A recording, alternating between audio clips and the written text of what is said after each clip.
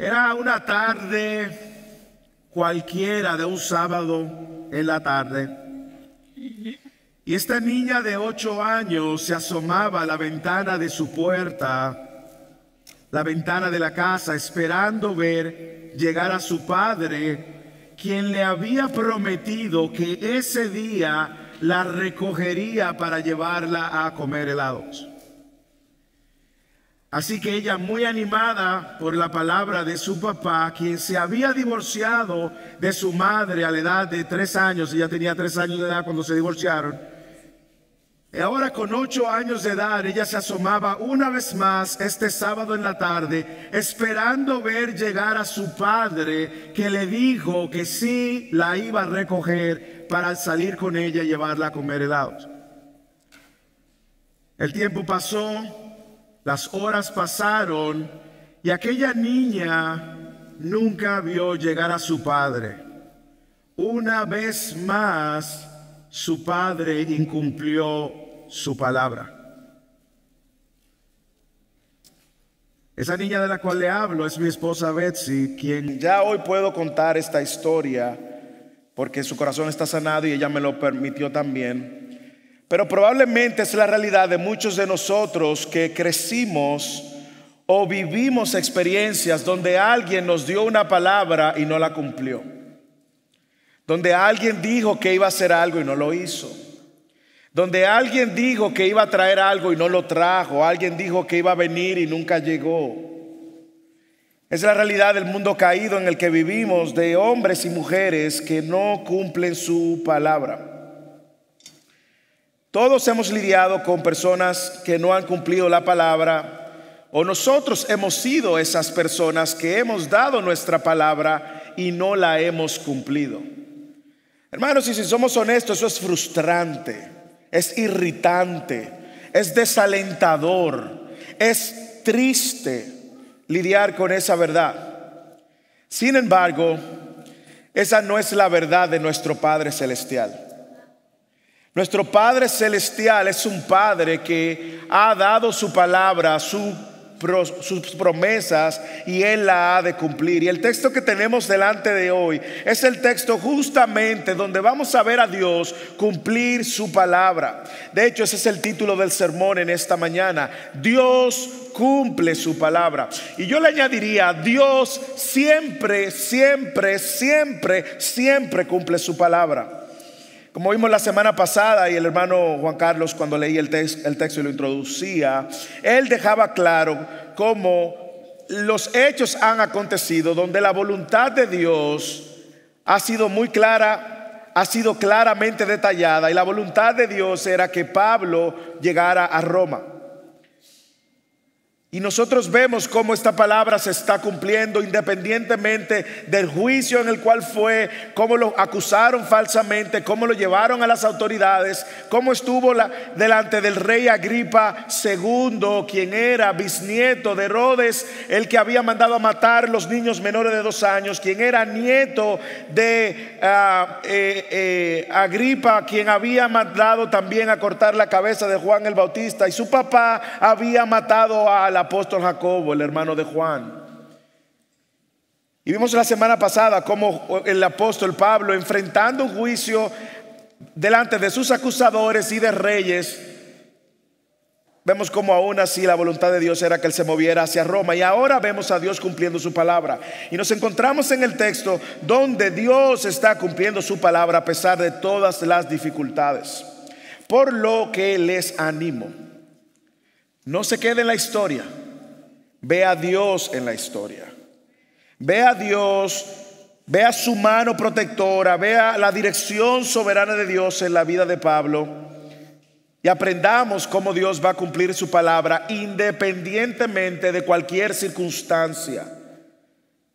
Así que el texto de hoy, la idea que el texto quiere comunicar hoy, que quiere que todos abracemos hoy y que todos nos llevemos hoy, cuando usted salga hoy, esta semana que tenemos una semana de elecciones, y cuando salga y vea las circunstancias tambalearse, usted recuerde estas palabras que vamos a aprender hoy.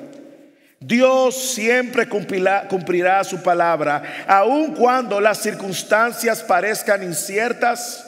difíciles, desalentadora, Dios siempre hará lo que Él ha dicho. Y yo no sé si usted le anima a saber que el Dios que nosotros creemos es un Dios que cumple su palabra. Y como hablaba del testimonio de Betsy, quien por años su papá, para reconciliar sus faltas, le decía: sí, mi hija, te voy a ir a buscar. Ella se vestía con su mejor ropa, se paraba en la ventana, en el balcón del apartamento, y no veía a su papá llegar. Pero esa no es la realidad de nuestro Dios. Esa no es la realidad de nuestro Padre. Así que yo quiero que naveguemos juntos en el texto y veamos que Dios cumple su palabra a pesar de lo incierto del futuro. Dios cumple su palabra a pesar de las dificultades continuas. Dios cumple su palabra a pesar del ánimo y del desaliento que podamos experimentar. Dios cumple su palabra incluso a pesar de las amenazas de muerte o si nuestra vida está en riesgo. Y yo quiero que usted abra su Biblia en Hechos capítulo 27 y veamos juntos, mastiquemos juntos este capítulo completo. Ya llegando a los últimos 2 capítulos, las próximas 2 semanas veremos los últimos 2 capítulos del libro de los Hechos, los últimos 2 sermones. Yo quiero que usted vea conmigo cómo Dios cumple su palabra y cómo lo va a hacer a pesar de lo incierto del futuro. Versículo 1 al 12. Recordemos cómo Dios había trazado un destino muy claro, el viaje. Él iba a llegar a Roma. Yo mientras leía esta historia, ¿usted sabe cuál historia me venía a la mente? La historia de Jesús con sus discípulos, y Jesús le dijo: vamos al otro lado. ¿Usted lo recuerda? Y cómo los discípulos se montaron en la barca y vino mucha tormenta y los discípulos estaban temerosos. Y Jesús le dije: ven acá, yo no le dije a ustedes que van para el otro lado. Bueno, ahora imagínense a Pablo y esta realidad de que Jesús en el capítulo 23 versículo 11, recuerde que Lucas nos viene narrando la historia del ministerio de Pablo y cómo él se va desempacando el ministerio hacia los gentiles. Y si usted estuvo aquí hace unos semanas atrás o meses atrás, recordará que en el capítulo 23 Jesús se le aparece para darle ánimo y le dice: ten ánimo, porque me has testificado fielmente de mi causa en Jerusalén, y así has de testificar en Roma. ¿Usted lo recuerda? Capítulo 23 versículo 11. Le dijo: ten ánimo, Pablo. Es normal que como humanos en algún momento, cuando vemos que las cosas no están saliendo como deberían salir, nos desanimemos, es normal. Pero aquí está Pablo, sostenido por esta promesa, esta palabra de que él iría a Roma. Y Roma no era cualquier lugar, hermanos. Roma era el epicentro de la civilización en ese momento. En el siglo I, los primeros 100 años de la historia de la iglesia, Roma era el centro político más poderoso del mundo.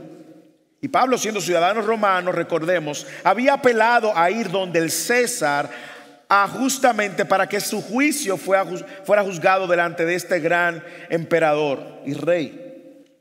Al punto, Roma era tan importante que los gentiles veían a Roma como si Roma fuera el centro de la tierra. Por lo tanto, era un lugar estratégico para llevar el evangelio a las naciones, porque todo entraba y salía por Roma. De ahí el deseo de Pablo, cuando escribe la carta a los romanos, el deseo de Pablo ir a Roma. Déjeme decirle que hasta este punto, déjeme hablarle un poco de la historia del ministerio de Pablo. Han pasado 25 años después de la conversión de Pablo.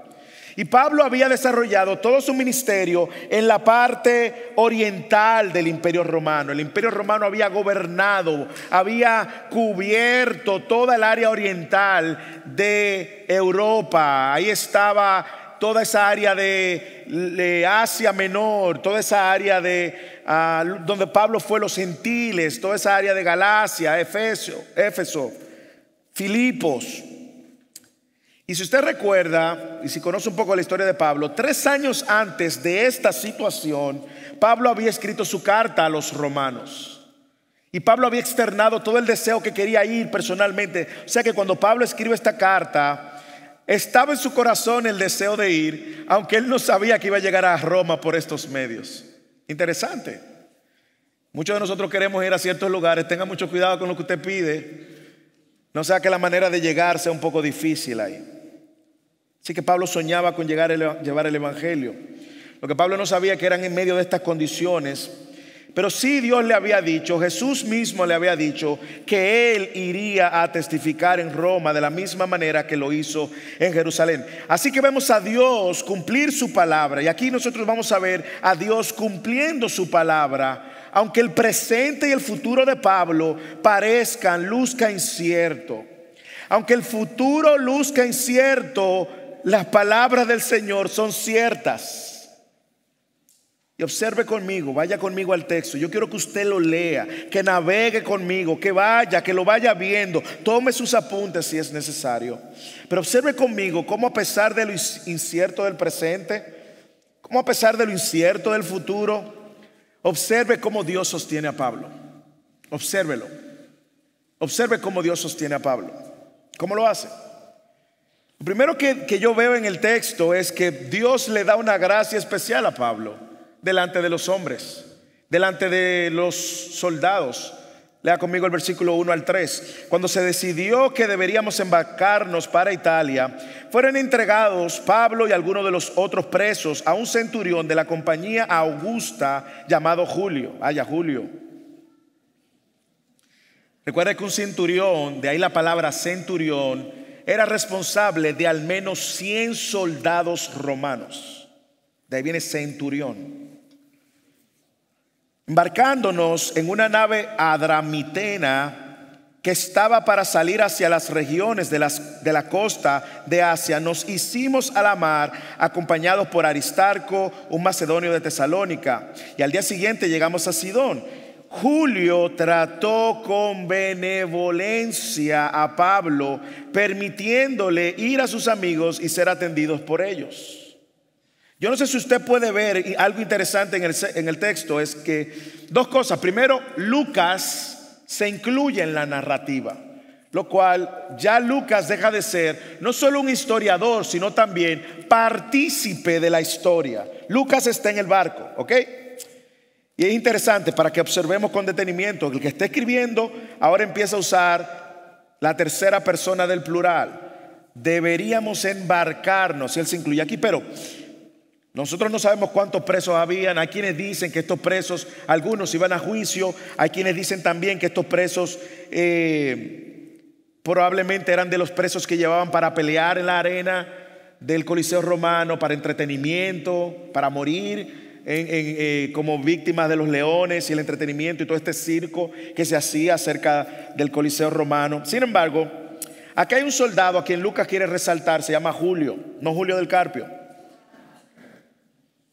Sin embargo, yo veo con mucha claridad cómo este centurión tiene una gracia, o Dios le da una gracia especial a Pablo. Dice, Julio trató con benevolencia a Pablo, permitiéndole ir a sus amigos y ser atendidos por ellos. Aparentemente, los presos no tenían mucha movilización dentro del barco.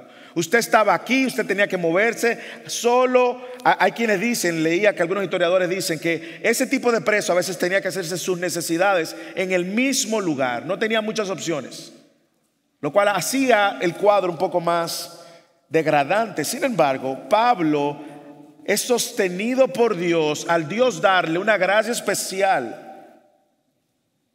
No solamente Dios le está dando gracia delante de los hombres, sino que Dios le está proveyendo amigos fieles en medio de toda la incertidumbre. Hermanos, móntese ahora mismo en el barco con Pablo.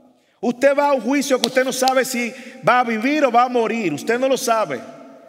Usted se está montando en un barco, no sabe cómo le va a ir. Ya Pablo a este punto ha tenido 3 náufragos. Pablo sabe de montarse en barcos. Y Dios muestra su gracia en medio de la incertidumbre al cumplir su palabra, proveyéndole a Pablo amigos, y no cualquier clase de amigos, amigos fieles. Mire quién resalta Lucas que iba en este barco. Versículo 2: nos hicimos a la mar acompañados por Aristarco, un macedonio de Tesalónica. Ya Pablo tenía a Lucas, que era médico, historiador, muy fiel. Lucas, que escribió el Evangelio de Lucas, que escribió el libro de los Hechos, que no fue apóstol, pero fue un buen, fiel discípulo. Pero aquí Lucas menciona a Aristarco. Y Aristarco no es la primera vez que aparece en el libro de los Hechos. Recuerde que en el capítulo 19, versículo 29, dice que cuando Pablo fue perseguido por los judíos en Macedonia, el grupo de judíos se precipitaron arrestando y arrastrando a Gayo y a Aristarco, que eran compañeros de viaje. Recuerde también cuando Pablo escribe Colosenses, ya al despedir y cerrar la carta de Colosenses, mire cómo Pablo se refiere de Aristarco en el versículo 10 del capítulo 4. Aristarco, mi compañero de prisión, les envía saludo. Pablo lo describe como su compañero de prisión. En la carta a Filemón lo llama su colaborador. Así que Dios ha provisto en medio de la incertidumbre del presente, en medio de la incertidumbre del futuro, Dios le ha provisto a Pablo hombres fieles en el momento en que el plan de Dios se está cumpliendo, la palabra de Dios se está cumpliendo. Hermano, y déjeme decirle algo, si somos honestos, no hay mejor provisión para el hombre de hermanos fieles que nos recuerden la palabra de Dios en momentos de incertidumbre. Yo no sé si usted ha pasado por ese momento donde usted necesita que un hermano le recuerde la verdad. Y necesita que un hermano le hable verdad a su corazón, porque usted está tan nublado, tan confundido, tan desalentado, tan desesperado. Y ahí Dios le provee un hermano. Y ese hermano le da una palabra que viene de la palabra de Dios para sostenerte, animarte. ¿Cómo más Dios sostiene a Pablo? Bueno, toda la experiencia de Pablo hace sentido ahora, porque Pablo también ahora tiene un entendimiento muy claro de la situación. Y si hay algo muchas veces que perdemos en medio de la incertidumbre, perdemos la claridad de lo que está sucediendo. No tenemos entendimiento. Pero Pablo, Dios le dio no solamente su experiencia pasada, sino también le dio el discernimiento y la sabiduría en medio de esta incertidumbre. Versículo 4: de allí partimos y navegamos al amparo de la isla de Chipre, porque los vientos eran contrarios. Después de navegar atravesando el mar frente a las costas de Cilicia y de Panfilia, llegamos a Mira de Licia. Allí el centurión halló una nave a Alejandrina que iba para Italia y nos embarcó en ella. Versículo 7: después de navegar lentamente por muchos días y de llegar con dificultad frente a Gnido, pues el viento no nos permitió avanzar más, navegamos al amparo de la isla de Creta frente a Salmón. Costeándola con dificultad, llegamos a un lugar llamado Bueno Puerto, cerca de la cual estaba también la ciudad de Lasea. Siga leyendo, versículo 9. Y cuando ya había pasado mucho tiempo y la navegación se había vuelto peligrosa, pues hasta el ayuno había pasado ya, Pablo los amonestaba, diciéndole: amigos, veo que de seguro este viaje va a ser un problema. Dice Pablo, va a ser con perjuicio y graves pérdidas, no solo de cargamento y de la nave, sino también de nuestras vidas. Yo no sé si usted está viendo que aquí Pablo tiene un entendimiento muy claro en medio de la transición. Pablo está evaluando el clima, Pablo está consciente de su propia experiencia y Pablo viene con sabiduría y dice: señores, va a haber problema. No sé si usted ha visto la historia verídica de Apolo 11, Houston. Hay problemas. Bueno, Pablo se levanta y le dice: Houston, va a haber problema. Yo creo que aquí vamos a perder no solamente el cargamento, sino también nuestras vidas. Así que Pablo con esto trata de persuadirlos a ellos de no lanzarse a la mar. Trata de convencer al centurión, que en esta ocasión no le presta atención, basado en su entendimiento y su experiencia. Déjame decirle algo para que usted tenga una idea. En las mejores condiciones de viaje, esta ruta, navegando directamente a Roma desde Cesarea, que fue donde partió, se hacían en 5 semanas. Pero según los estudiosos, ¿usted sabe qué tiempo le tomó a ellos llegar al viaje? 4 meses. 4 meses tomando un barco sobre otro barco, acercándose el invierno. Así que usted ve a Lucas intencionalmente diciéndonos: hay problema, Houston, lo dice varias veces. Después de navegar lentamente. Versículo 7. Por muchos días. Ya Lucas perdió la noción del tiempo. De hecho, más adelante vamos a ver que hasta nublado estaba, como el día de hoy. Versículo 8. Costeándola con dificultad, llegamos a un lugar llamado Buenos Puertos. Es un buen nombre como para pararse, ¿verdad? Buenos Puertos. Pero no era un lugar ideal para esperar el invierno. Versículo 9. Cuando ya había pasado mucho tiempo, la navegación se había vuelto peligrosa y hasta el ayuno, que entienden, dice el texto, había pasado ya. Era el día de expiación, el día de juicio que culturalmente los judíos celebraban. El día de ayuno era el día de expiación. Y casi siempre esa fecha era a finales de septiembre, más o menos, principio de octubre. Y era importante en la historia porque en invierno era mucho más complejo navegar. Así que Pablo viene con discernimiento y sabiduría y entendimiento en medio de la incertidumbre. El centurión no le hizo caso. Lee el versículo 11.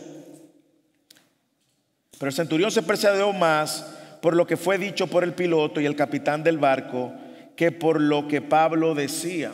¿Por qué es importante tener discernimiento y entendimiento en medio de la incertidumbre? Porque aún en lo incierto, tener cierto entendimiento prepara nuestro corazón y nuestro espíritu. Si usted sabe que las cosas no van a ir bien, pero usted está claro cómo las cosas van a suceder, usted se prepara para el impacto. Es como cuando, yo no sé si usted ha tenido accidentes, que usted sabe que va a chocar, perdió el control, usted como que agarra el timón, aunque eso no va a resolver nada, usted pero aprieta el timón ahí. No importa, usted se va a dar igualito contra la pared o contra el árbol, pero agarra como si usted pudiera controlar el carro así. Bueno, Pablo tenía el cinturón puesto ya. Y yo veo a Dios sosteniendo a Pablo, dándole un entendimiento agudo de lo que está sucediendo. Nosotros vemos también cómo el centurión lo ignora, le daba más crédito al piloto, o no al piloto, al marinero de la nave, del barco, al patrón de la nave, que lo que Pablo decía. Y como les dije, Pablo es un viajero experimentado. 2 de Corintios capítulo 11 versículo 25. Pablo ha tenido ya malas experiencias. Y tú sabes qué me llama la atención de esto, que las malas experiencias tienen un propósito. ¿Usted ha tenido malas experiencias en su vida que luego usted puede entrenarse para el futuro? Pablo aquí tenía un entendimiento muy agudo. Así que Julio, no del Carpio, Julio no escuchó el consejo. Sin embargo, no pierda de vista a Dios. Dios está cumpliendo su palabra. Dios está cumpliendo su palabra. Hermanos, déjeme hacer una reflexión antes de pasar a lo próximo, y es cómo Dios va a ser fiel en medio de lo incierto. Dios siempre, no olvide eso, siempre Dios va a sostener a sus hijos en medio de la incertidumbre. Por otro lado, yo creo que es importante recordar que la incertidumbre nos recuerda que no controlamos todas las variables y que por lo tanto tenemos que depender más de Dios que nuestra capacidad de controlar todas las variables. Pero lo hermoso que veo es que en medio de lo incierto, Dios nos va a sostener por medio de hermanos y hermanas que van a estar ahí fielmente recordándonos verdades tras verdades, tras verdades, tras verdades. Valoremos esa provisión que tenemos. Cuando usted está en medio de la incertidumbre, así que ve como que todo tiene una nube negra en su cabeza y no puede ver un poco más allá, no puede ver el día de mañana, dele la bienvenida a hombres, mujeres del pueblo de Dios, de la comunidad de fe, que puedan estar ahí para servirte y para asistirte. Seamos diligentes, hermanos. Siempre lo he dicho, lo voy a repetir y no me voy a cansar de repetir. No se quede en el margen. Sea parte de la comunidad, sea parte de un grupo de crecimiento, sea parte de las actividades. Así como nos esforzamos y sacrificamos tiempo, dinero para muchas cosas, sea intencional en unirse, en ser parte. Usted va a ver una diferencia grande entre quedarse en la superficie o conectarse con la comunidad. Y usted dirá: pastor, tengo tantos años, yo no conozco a nadie. Le pregunta: ¿cuánta gente usted ha invitado a su casa para conocer a alguien, el testimonio de alguien? ¿Cuántas veces usted ha abierto la puerta de su casa? Es que a mí nadie me ha invitado. Seguro que nadie te ha invitado. ¿Y tú cuántos has invitado? Dele la apertura al cuerpo de Dios para que cuando vengan los tiempos difíciles y de incertidumbre a tu vida, esos hermanos te recuerden la palabra de Dios y te sirvan en medio de la incertidumbre para atravesar este tiempo confiados. Usted pudiera ser, hermano, la respuesta de alguien hoy que está pasando por un medio de incertidumbre, trayéndole la verdad de la palabra, trayéndole algún mensaje de la palabra. Hagamos de la comunidad de fe nuestra familia de la fe, siendo intencionales. Pastor, yo tuve una mala experiencia. Yo también tuve una mala experiencia en otra iglesia. Pero les recuerdo, su mala experiencia no determina el estándar de cómo usted está llamado a ser iglesia. El estándar lo determina la palabra de Dios. Por lo tanto, mi experiencia negativa pasada no debe de ser el estándar como yo juzgue mi involucramiento en la iglesia. La vida cristiana se vive en comunidad. Y Dios provee a esos hermanos para, en medio de los tiempos inciertos, ayudarnos, trayéndonos la palabra y recordándonos la palabra. Segundo, Dios cumple su palabra a pesar de las dificultades continuas. Mira el versículo 13 al 17. Hasta este punto, las cosas han ido bien. Las cosas, Lucas está diciendo, los marineros no consideraron la advertencia de Pablo, pero aquí las cosas se van a ir complicando. Pero observe cómo esto se va complicando. Versículo 13. Primero se levanta una tormenta, y no cualquier tormenta, una tormenta violenta. Mire cómo Lucas trata de describir lo violento de esta tormenta. Cuando comenzó a soplar un moderado viento del sur, ¿cómo lo empezó llamando? Moderado. Creyendo que había logrado su propósito, levaron anclas y navegaban costeando a Creta. En otras palabras, vino como un vientecito. Usted sabe que no eran barcos de motor, ellos dependían mucho del viento y el viento era que dirigía, y con el timón ellos dirigían una parte del barco que bajo movía la dirección y el viento lo impulsaba. Así que ellos reciben este viento moderado. Pero mire qué sucede. Versículo 14. Pero no mucho después, desde tierra comenzó a soplar un viento huracanado que se llama Euroclidón. ¿Qué nombre más? Ahora le llaman Omar a los ciclones. Omar, Betsy. Digo, yo no conozco ningún huracán que le hayan puesto Betsy, pero ahora toman nombre, ¿verdad? Y lo hacen lucir bonito. María. Ahora los marineros que primero fueron beneficiados por este viento moderado no pueden ni saben qué hacer con este ciclón o huracán o tormenta, Euroclidón.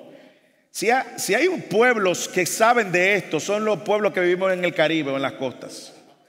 Puerto Rico, Dominicana, Haití, Cuba, Jamaica, México, esa parte costera. Que usted está en un día soleado en la playa y ve por allá algo que se está volviendo negro, el cielo oscuro, y de repente es un ciclón, hermano. Mire, algo como esto estaba sucediendo. Ellos vieron este viento moderado, aprovecharon, y de repente ahora las cosas empiezan a complicarse. Los marineros no saben qué hacer para luchar contra este viento, así que dejan que el barco se vaya a la deriva. Dejar al barco a la deriva es donde nos lleva el viento, porque no pueden maniobrarlo. Así que dice el versículo 15: y siendo azotada la nave, no pudieron hacer frente al viento, nos abandonamos a él y nos dejamos llevar a la deriva. Y Lucas describe este intento de los marineros cuando las circunstancias se están complicando. Lucas está tratando de explicar cómo estos marineros están luchando con sus propias fuerzas. Versículo 16: navegando al amparo de una pequeña isla llamada Clauda, con mucha dificultad, pudimos sujetar el bote. Subraye, con mucha dificultad. Ellos están intentando con toda su fuerza, toda su experiencia. Pablo le había dicho ya. Ellos empiezan entonces a tratar de llevar el barco, apuntalar el barco. Versículo 17. Después que lo alzaron, usaron amarras para sujetar la nave, temiendo callar en los bancos de Sirte. Echaron el ancla flotante y se abandonaron a la deriva. En otras palabras, ellos no querían golpear la nave con el arrecife.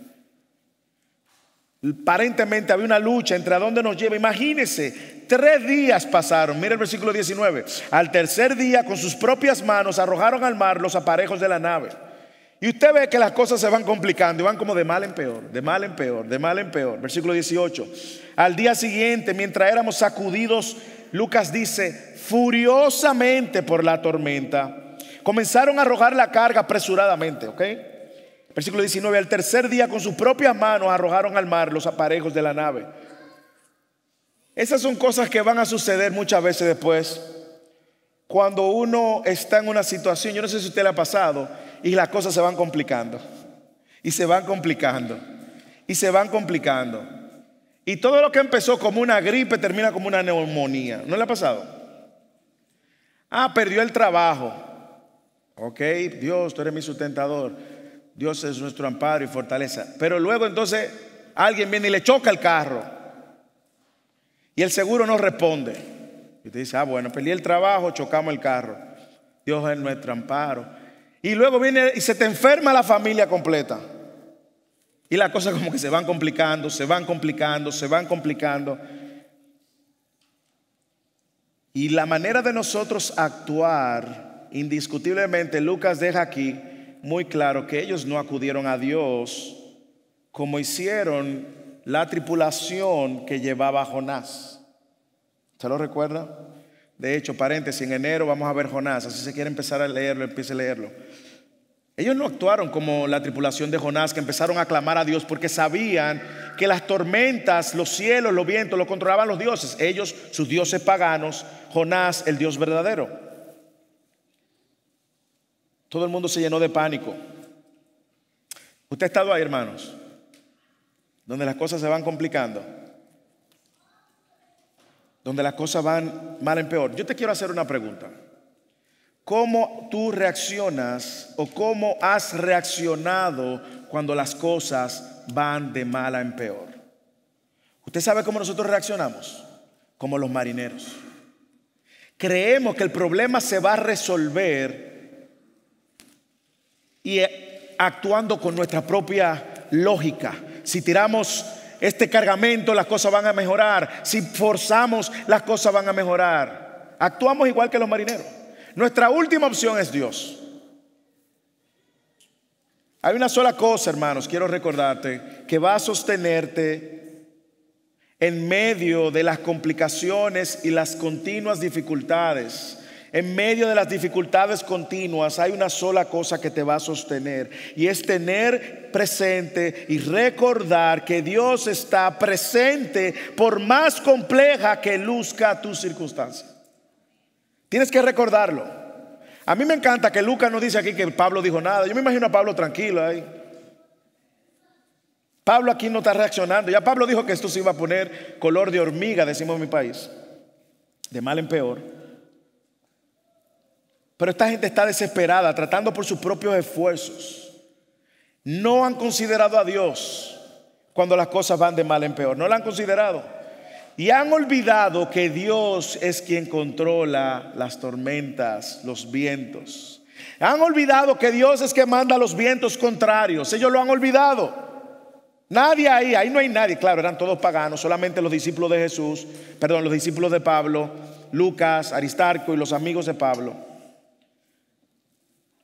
Me recuerda la historia, la he hecho anteriormente, pero quiero recordarla. Ahora que venía de México, Monterrey, cuando veníamos por las nubes, el avión se estaba moviendo significativamente y el piloto lo dijo. Y me recuerda la historia de este niño que va en un vuelo, va solo, aparentemente jugando con su tablet, y el avión empezó a sacudirse. Se sacude y todo el mundo primero como que se agarra y pasa y vuelve. ¿No le ha pasado? Pero de repente empiezas así, hermano, y empezó todo el mundo a rezar en ese avión. Ay, Padre María. Y el Padre Nuestro, el Ave María, los rosarios, todo. Y el niño está de lo más tranquilo. Y un señor que ve al niño tranquilo y todo el mundo alborotado. De hecho, bajó la presión y salieron las cámaras. Todo el mundo poniéndose. El niño agarró su cámara, se puso su máscara. Gracias. El niño agarró su máscara y seguía con... Pasó la turbulencia, las azafatas salieron. Y lo único que el señor que estaba al lado del niño se le ocurrió preguntar: ¿cómo tú puedes estar tranquilo en medio de tanta turbulencia? Lo cual el niño le dijo: lo que pasa es que el piloto es mi papá. Y yo sé que todo va a estar bien. Quiera Dios, en medio de las dificultades y las turbulencias que vengan a nuestras vidas, darnos la paz y la tranquilidad y recordar que el piloto es mi papá. Que Dios es quien va a controlar nuestras vidas y va a sostenernos en lo más complejo de cualquier circunstancia que venga a nuestra vida. Dios va a cumplir su palabra a pesar de lo incierto del futuro, a pesar de las dificultades continuas, también a pesar de cuando llegue el desánimo y el desaliento a nuestras vidas. Versículo siguiente, versículo del 20 en adelante. Observen lo que hacen las circunstancias. Las circunstancias, o mejor dicho, lo que hace poner nuestras miradas en las circunstancias, siempre, escuche bien, va a tener el mismo resultado, y es traer desaliento y desánimo. Y lo que vemos ahora en el versículo 20 es el cuadro del desánimo y del desaliento. Mira el versículo 20. Como ni el sol ni las estrellas aparecieron por muchos días, y una tempestad no pequeña, dice Lucas, no pequeña se abatía sobre nosotros, desde entonces fuimos, y Lucas aquí se incluye, abandonando toda esperanza de salvarnos. A pesar de todos los esfuerzos de sobrevivir a la tormenta, las esperanzas se estaban desvaneciendo. Los hombres se quedaron sin recursos, sin equipos, sin estrategias humanas, más aún sin estrellas que los guiaran en la noche. Se le agotaron todas las fuerzas. Ese es el punto, hermanos, si somos honestos, donde uno llega a pensar, y yo sé que todos en algún momento lo hemos llegado a pensar, y qué bueno que Dios no nos ha dejado ahí. Pero si tú eres ese que ha llegado a pensar esto, tengo que recordarte que no es así. Pero ese es el punto donde nosotros llegamos a pensar: Dios se ha olvidado de mí. Donde hemos pecado, porque es pecado para el cristiano, donde hemos pecado diciendo: Dios se olvidó de mí. Donde hemos pensado que Dios no está presente. Donde hemos pensado que Dios sí está bendiciendo a esta familia, está bendiciendo a aquel hermano, pero no a mí. Es como que nos creemos la idea de que Dios es un Dios pequeño y nuestro problema es más grande que Dios. Nos hemos llegado a pensar que Dios no nos escucha. ¿Por qué sucede eso, hermanos? ¿Usted sabe por qué sucede eso? Porque ponemos la mirada en las circunstancias y no en Dios. Escuche, esto es una regla. Usted lo puede aplicar en su vida en cualquier contexto, pero usted siempre va a ver el mismo resultado. Escúcheme, siempre que usted ponga su mirada en las circunstancias, siempre el resultado va a ser el mismo: desánimo. Siempre. Pero mire lo que hace Dios con este grupo de viajeros y de presos y todo lo demás. Primero Dios levanta el liderazgo de Pablo, pero no para que Pablo se gloríe en sí mismo. Dios usa a Pablo para Pablo dirigir a la gente a Dios, para que la gente deje de poner la mirada en las circunstancias y la tenga que poner en el lugar correcto. Y usa el liderazgo, la experiencia, y más que el liderazgo y la experiencia, yo diría que usa el carácter de Dios formado en la vida de Pablo para animarlos. Mire lo que dice, versículo 21. Cuando había pasado muchos días sin comer, mire si esta gente estaba desanimado, que ni comía. No nos pasa. Entramos en una depresión, no queremos ni agua ni comida, nos dimos por muertos. Ya Dios se olvidó de mí, Dios no me escucha, Dios a mí me puso la oveja negra, hermanos. Todo eso es mentira del propio corazón pecaminoso suyo. Y todo eso es lo que pone en evidencia lo pequeño que usted ve a Dios y lo poco que usted conoce a Dios. No busque en otro lado, ahí radica el problema. Pero Dios levantó a un hombre para animar a casi 300 personas. Versículo 21. Cuando habían pasado muchos días sin comer, Pablo se puso de pie en medio de ellos y dijo: amigos. Los reprende, le dijeron: ustedes no escucharon la sabiduría, Debían haberme hecho caso y no haber salido de Creta, evitando así este perjuicio y pérdida. Pablo era el hombre más experimentado. Él no lo está diciendo por creerse la gran cosa. Él está hablando con carácter, sin temor a los hombres. Pero mira lo que él hace. Dios a través de este hombre también le extiende gracia a todo el barco. Versículo 22. Pero ahora los exhorto a tener buen ánimo, porque no habrá pérdida de vida entre ustedes, sino solo del barco. ¿Cómo? Imagínense que usted está totalmente depresivo, sin comer ya, encargándose a los dioses falsos, estos pobres.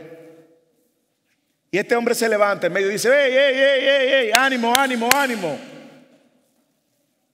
Ustedes no van a morir. ¿Y qué usa Pablo para animarlo? Pablo no usa su experiencia. Mire el texto. Pablo no dice: mire, yo he naufragado 3 veces y las cosas han salido bien. Pablo trae la palabra de Dios para animar a la gente.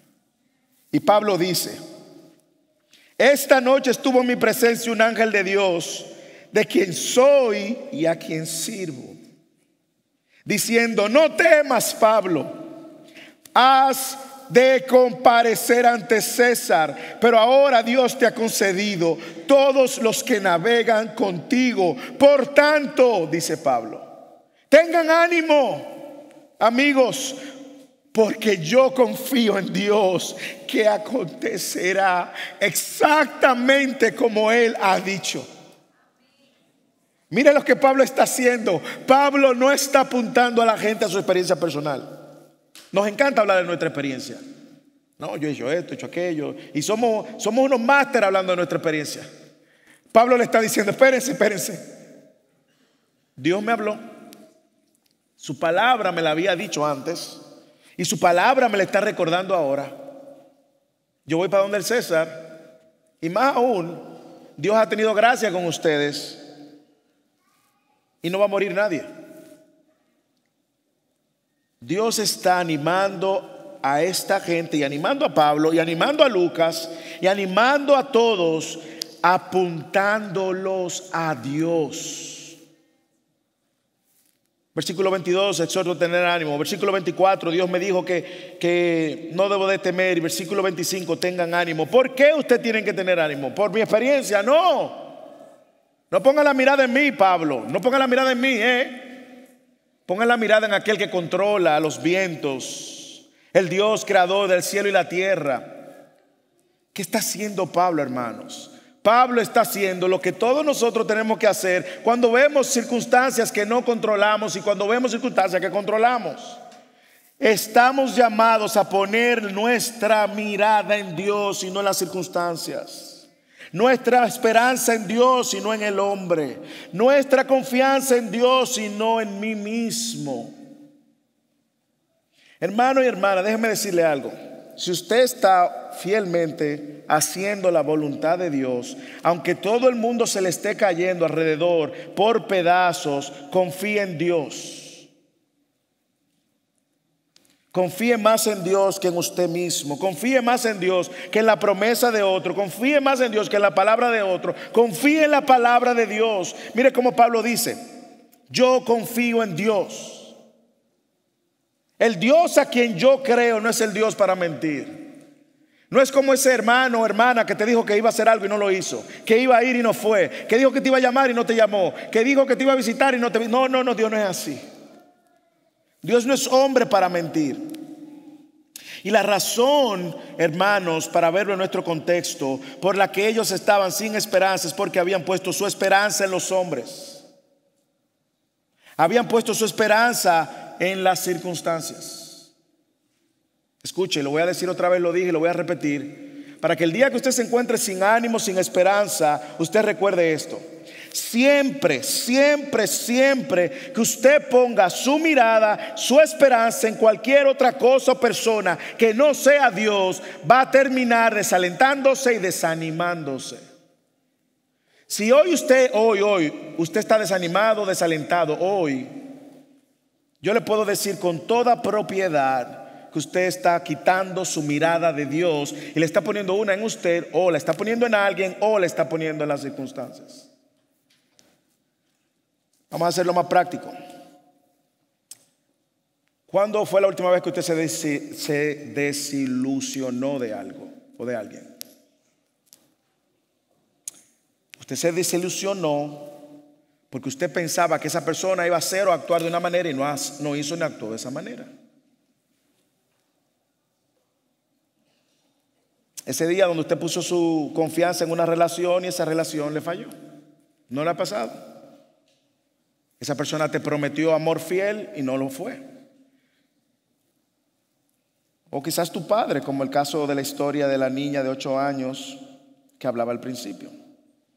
Esperaba que su papá la fuera a visitar porque se lo había dicho que le iba a recoger y nunca fue.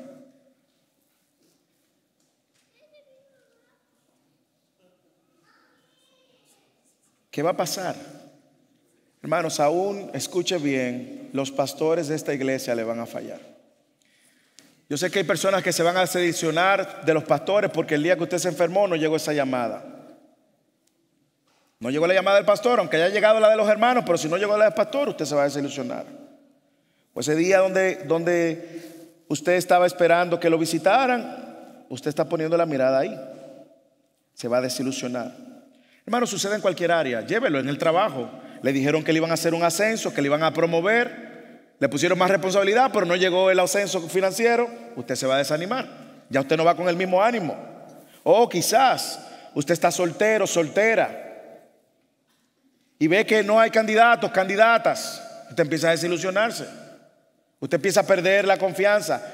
Y usted quiere, al igual que los marineros, empezar entonces por medios humanos a tratar de resolver el problema de su soltería. Sucede en la crianza. Nosotros creemos y pensamos que nuestros hijos van a modelar a Cristo bajo el legalismo, la imposición de una forma de actuar. Y se nos olvida que el problema es del corazón. Y nos desanimamos. O quizá le pasa a usted que su esposo no es creyente o su esposa no es creyente, que usted ha estado modelándole a Cristo, como dice 1 Pedro capítulo 3, pero usted no ve resultados. Y usted se desanima. Dice: no le voy a modelar más a Cristo. Que prepare su cena y que haga. Pero usted quiere verlo más práctico aún. Piensa en su pecado. La lucha con su propio pecado. Las veces que usted le ha dicho: Dios, no voy a volver a pecar, y vuelve y peca. Y esa tormenta de la lucha de nuestro propio pecado y la mirada puesta en nosotros mismos. Y cuando lo vemos a nosotros mismos decimos: yo soy un fracaso, yo no lo voy a lograr. Claro que te vas a desanimar porque has quitado tu mirada del foco de tu fe que te sostiene, que es Cristo. Y en la lucha con tu pecado tienes que dejar ese legalismo que te acusa continuamente y dejar de ver tu corazón pecaminoso y empezar a ver a Cristo, que logró en la cruz la libertad de tu pecado. Sí, eres pecaminoso, pero reconoce que eres débil y que en tu debilidad necesitas al fuerte, que es Cristo. Si quitaste la mirada de ahí, te vas a desilusionar. Usted quiere que le diga por qué estoy tan seguro, tan seguro, tan seguro, tan seguro, que siempre, siempre, siempre, siempre, siempre que usted y yo quitemos la mirada de Cristo y la pongamos en las circunstancias o en una persona o en alguien, siempre, siempre nos vamos a desilusionar. Porque es la advertencia que el autor de Hebreos le hace a la iglesia a quien él escribe en Hebreos capítulo 12. Dice versículo 1: por tanto, puesto que tenemos alrededor nuestro tan grande nube de testigos, refiriéndose a todos los hombres y mujeres que por la fe murieron, en el capítulo 11, es en la nube de testigos, despojémonos también de todo peso y del pecado que tan fácilmente nos envuelve, y corramos con paciencia la carrera que tenemos por delante. ¿Cómo vamos a correr con paciencia esta carrera que tenemos por delante? Poniendo los ojos en Jesús. El autor, el consumador de la fe es en Jesús, quien por el gozo puesto delante, Él lo hizo. Soportó la cruz, despreciando la vergüenza, y se ha sentado a la diestra del trono de Dios. Es ahí, hermanos, donde tenemos que poner nuestra mirada. Dice el versículo 3: considera otra vez a aquel que soportó tal hostilidad de los pecadores contra sí mismo, para que, autor de Hebreos, que no sabemos si fue Apolo, Pedro, Pablo, ¿para qué tú quieres que yo ponga mi mirada en Jesús? ¿Para qué? Léalo, léalo. ¿Para qué? Para que no te canses ni te desanimes en tu corazón.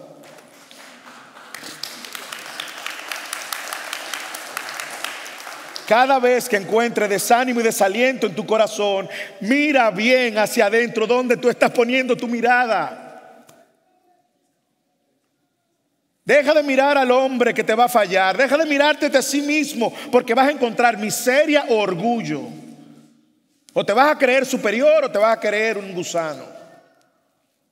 Deja de mirar las circunstancias que van y vienen, suben y bajan. Pon tu mirada en Jesús.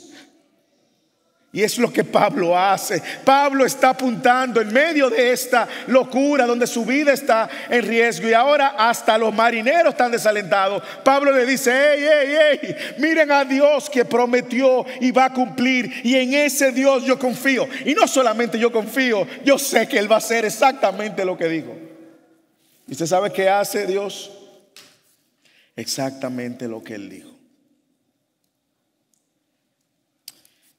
Así que Pablo le dice: anímense, no van a morir. Pablo le dice: coman, versículo 33, tenía mucho tiempo sin comer, estaba a punto de amanecer. Pablo exhortaba a todos a tomar alimento, diciendo: hace ya 14 días que velando continuamente están en ayunas, sin tomar ningún alimento, 14 días sin comer nada. Por eso les aconseja que tomen alimento. Versículo 34, porque es necesario para sobrevivir. Y Pablo le dice: porque ni un solo cabello de la cabeza de ninguno de ustedes perecerá. Hermanos, usted ve cómo Pablo apunta a todos hacia Dios. 276 personas dice que habían. Versículo 37, en total éramos en la nave 276 personas. No solamente Pablo lo apunta a Dios, ahora escucha la segunda parte. La segunda parte es ahora creer y actuar lo que Dios ha dicho. Ok, ellos no se quedaron ahí: ay, bueno, esto se va a cumplir. No. Yo veo en el texto la soberanía de Dios por un lado, y veo en el mismo texto la responsabilidad del hombre en el otro lado. Dios da su promesa, Dios da su palabra, Él la va a cumplir, pero nosotros también tenemos que actuar. Ánimo, levántense, coman, comieron. Pongan su mirada en Dios. Sí, ahora hagan lo que tienen que hacer. Si usted está desanimado por su esposo o su esposa, tome ánimo, ponga su mirada en Dios, que es el único que cambia el corazón de su esposo o su esposa, pero actúe, viva como 1 de Pedro capítulo 3. Si Dios te ha dicho y tú estás desalentado con tu pecado, porque tú miras hacia ti, lo que ves es pecado, pecado, pecado, y Dios te ha dicho, pon la mirada en la cruz, si el Hijo te hace libre, vas a ser libre. Ahora actúa. Esta es la voluntad de Dios, vuestra santificación. Si Dios te sienta desalentado porque a tus hijos no responden al evangelio y no responden, pon tu mirada en Dios, que es quien puede convertir a tu hijo, pero actúa. Sé fiel instruyendo a tus hijos en el temor del Señor. Si rompiste una relación y tú creías que era la persona de tu vida y no resultó ser la persona de su vida, y Dios te dice perdona, perdona, pero pon tu mirada en el Señor, actúa. Entonces aquí Pablo le está llamando a ellos a actuar. Y lo más hermoso es que Pablo no solamente los apunta a Dios, lo llama a actuar, sino que Pablo ahora da un testimonio. Mire lo que Pablo hace, versículo 35. Esto para mí es hermoso. Y yo creo que es lo que todos debemos de hacer en momentos como estos. Habiendo dicho esto, Pablo tomó pan, dio gracias a Dios en presencia de todos. Dio gracias a Dios en presencia de todos. Entonces todos, teniendo ya buen ánimo, tomaron también su alimento, y éramos en la nave 276 personas. Una vez saciado, aligeraron la nave, arrojando el trigo al mar. ¿Quién da gracia en medio de la dificultad? ¿Quién da gracias a Dios en medio de lo complejo que se van poniendo las cosas, de que las cosas van saliendo mal? ¿Quién da gracia a Dios? Solo una persona que está llena de Dios. Solo una persona que conoce a Dios. Solo una persona que confía a Dios. Pablo dijo, he aprendido, porque se aprende, he aprendido a contentarme en cualquiera que sea mi situación. Sé vivir en escasez y sé vivir en abundancia. ¿Por qué, Pablo? Porque tú eres el superapóstol, Pablo. No. Porque todo lo puedo en Cristo. Dice Pablo ahí mismo, porque todo lo puedo en Cristo que me fortalece. Pablo sabe que la fuente, la razón por la cual él puede dar gracias a Dios en medio de toda la turbulencia, me anima a Pablo, a mí me anima a Pablo. Pablo sabe que él puede dar gracias a Dios en medio de toda la dificultad. Y no olviden que Pablo tiene un aguijón, un problema físico también, no lo olviden. La única razón que usted puede dar gracias a Dios es cuando usted ha aprendido a confiar en Dios, porque conoce a ese Dios. Quiera Dios que nos dé esto que Pablo tiene, el carácter de Pablo, y aprender de Pablo, un carácter integrado donde usted ve por un lado su madurez espiritual, ve su sabiduría y su cordura, pero ve su firmeza y su confianza en Dios.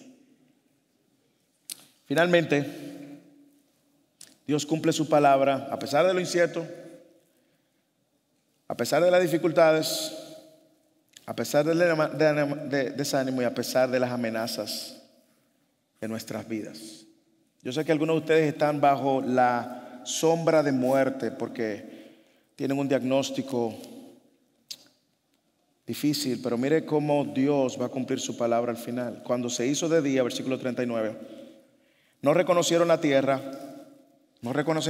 pero podían distinguir una bahía que tenía playa, y decidieron lanzar la nave hacia ella si les era posible. Cortando las anclas, las dejaron en el mar, aflojando al mismo tiempo las amarras de los timones. Izando la vela de proa al viento, se dirigieron hacia la playa. Pero chocando contra un escollo donde se encuentran las dos corrientes, se encallaron la nave. La proa se clavó, quedó inmóvil, pero la popa se rompía por la fuerza de las olas.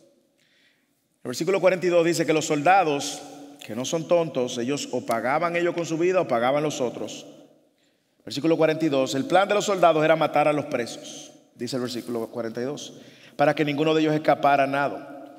Pero el centurión, el amigo Julio, queriendo salvar a Pablo, impidió su propósito y ordenó que los que pudieran nadar se arrojaran primero por la borda, y llegaron a la tierra. y que los demás siguieran, algunos en tablones y otros en diferentes objetos de la nave. Y así sucedió como Dios había dicho. Todos llegaron a salvo a la tierra.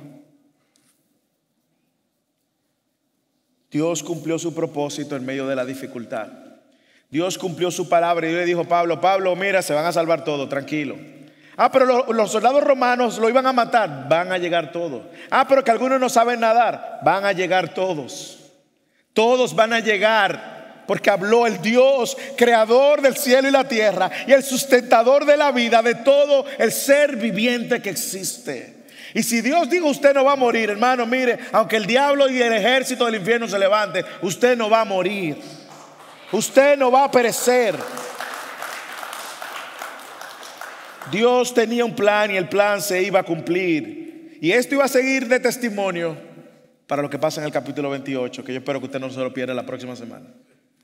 Pero esto era parte del plan también para estos incrédulos que iban en el barco. La próxima semana hablamos. La palabra de Dios se va a cumplir, hermanos. Déjeme decirle una palabra de Dios que se va a cumplir en los cristianos y una palabra que se puede cumplir en los que nos visitan y no son cristianos. Si usted es un hijo de Dios, déjeme decirle algunas verdades que se van a cumplir, porque Dios dijo su palabra se va a cumplir. No estamos hablando de que la palabra de un profeta que vino y le dijo: mira, si dice Dios, tú vas a tener dinero, te va a ir bien, vete para allá, para acá, que vas a prosperar. No estoy hablando de esa palabra. Estoy hablando de esta palabra. Usted es un hijo de Dios. Usted es un hijo de Dios. Usted ve sus imperfecciones, ve su carácter, su debilidad. Dios dice esto. Filipenses capítulo 1, versículo 6. Pablo otra vez dice: yo estoy convencido que el que empezó la buena obra en ti la va a perfeccionar.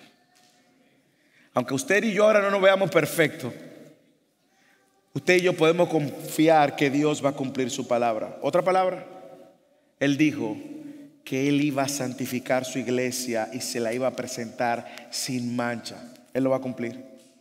Y usted y yo somos parte de la iglesia y parecemos ahí todos, estamos medio manchados del pecado todavía, pero Él la va a cumplir. Él dijo que va a vestir a su iglesia con nuevas vestiduras y Él lo va a cumplir. Pero agarre y no lo olvide. Él dijo que volvería por su iglesia y volverá, y Él lo va a cumplir. Y ahí va a estar usted, ahí voy a estar yo, celebrando con Él por la eternidad. Créalo, hermano. Y si tú nos visitas hoy, si nos visitas hoy, no tienes esta relación, no entiendes, tú dices: mira, yo vine porque alguien me trajo. Gracias a Dios que viniste. Déjame decirte la palabra que se puede cumplir si tú crees. El famoso versículo de Juan 3:16 dice: de tal manera Dios amó al mundo que dio a su Hijo unigénito. Sí lo dio. Y lo dio de una manera para que todo aquel que en Él cree no se pierda, mas tenga vida eterna. Eso se va a cumplir en tu vida de dos maneras. Escucha. Si crees en Él como la única provisión de Dios para la salvación y el perdón de tus pecados, ten la seguridad que tienes vida eterna. Pero de la misma manera, si tú no crees en Él, vas a perecer eternamente. Y esa palabra también se va a cumplir. De hecho, en el mismo capítulo 3, al final, el último versículo del capítulo 3, dice: el que cree en el Hijo tiene vida eterna, pero el que no obedece al Hijo, la ira de Dios está sobre él. Y esa palabra también se va a cumplir. Si tú nos visitas hoy, es nuestra oración que tú, por la fe, ores al Señor y le diga: Dios, dame la fe para creer que Cristo es la provisión de Dios para el perdón de todos mis pecados. Dame un nuevo nacimiento, dame una nueva vida, dame un nuevo corazón, dame un corazón para ahora hacer tu voluntad y vivir para ti. Y hoy estás aquí, estás escuchando esas dos verdades que se van a cumplir. Si crees en Él, vas a tener vida eterna. Si no crees en Él, vas a perecer eternamente. Quiera Dios que en esta mañana, tarde ya, tú puedas creer en las promesas de su palabra, porque Él como Dios la va a cumplir.